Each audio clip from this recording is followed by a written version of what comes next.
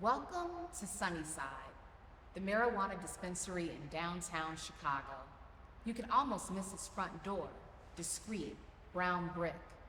The street is blocked off for outdoor dining or festivals, lessens the traffic. This region is jovial. Entume's juicy fruit blares from my headphones, just as it did from the windows of my childhood West Side apartment, where Mama cooked her eggs sunny side up. Mama loved the yellow yolk of the eggs, the runniness. I prefer my eggs fried hard, anything to remove me from the hen.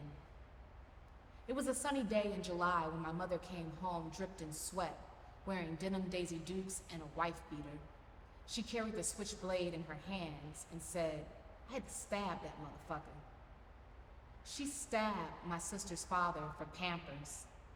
This was the beginning of police visiting the apartment, her running into traffic with the baby, me visiting her behind bars, me visiting her in mental institutions for 16 years now. They say the most violence happens in Chicago when it's hot. As a naive child, I lumped together all the West Side brown bodies that were intoxicated off street meds as criminal. There was no Sunnyside marijuana dispensary during my childhood. In my eyes, there were weed heads, crackheads, and spiritually dark people. I was high off too many Dare commercials until I woke up in full-blown conversations with myself, cursing in the shower, imagining a rumbling with an enemy each day. That moment brought me to the Sunnyside dispensary. My father ran away to Tampa 10 years ago. I hadn't seen him until recently. I left him to the sun and palm trees, believing men can always hunt. I am culpable for loving him but not leading. The way he ate the ribs at our dinner outing like a starved child and dipped his fingers in for the firecracker shrimp. The way his pants could barely fit around his waist. The way his brain seemed to waver like a feather floating between trees. He craves more than sugar-coated marijuana. I can see why he sometimes commits crimes to be incarcerated, at least a guaranteed meal. Mass incarceration is too textbook a topic.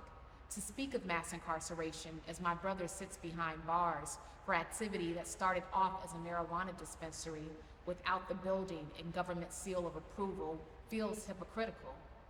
Yet I am still consumed by the disappointment that he missed 3 appointments to study the GED with me. Shamefully, I have Trayvon Martin, my own kin. It was a semi-sunny day in April when I first landed a job, helping mothers gain employment to improve generational poverty. Only the jobs paid minimum wage, and many of the mothers had multiple children. Mass incarceration is not a conversation to gullibly only empathize with Black men over. Our Black women are masculinized, made into hunters without guns to shoot the chicken, because the chicken ain't clucking on Chicago's streets. So we steal the meat, place it in backpacks, and walk through detectors hoping to not get caught, but we're caught too often, and our children starve in belly and are birthed deprived. I am now at Sunnyside. I know that I got lost trying to get here. There are sweat beads on my forehead. My Apple iPhone says that I have walked 3 miles, misdirected trying to purchase berry gummies. I know that I am leaving Sunnyside with a beautiful orange and white bag, as though I just purchased an expensive watch. I know my father was never afforded the tools to own a dispensary like this, but he supplied and took in similar drugs.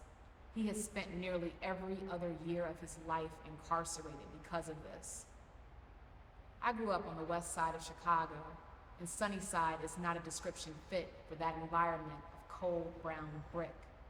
There is no Sunnyside to generational poverty, generationally absent fathers and mothers. Some families never recover from governmentally induced darkness.